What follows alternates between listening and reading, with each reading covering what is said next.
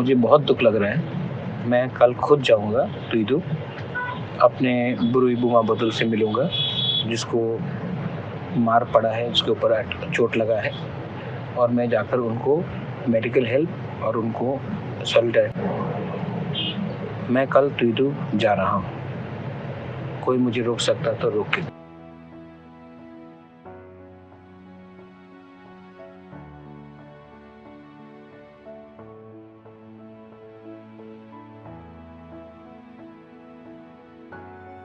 भारत का एक उदाहरण देख लो। आपने द्रौपदी का बेइज्जती किया, रामायण में सीता का बेइज्जती किया।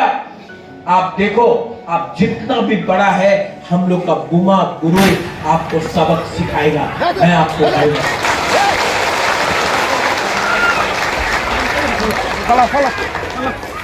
मैं आपके साथ हूं।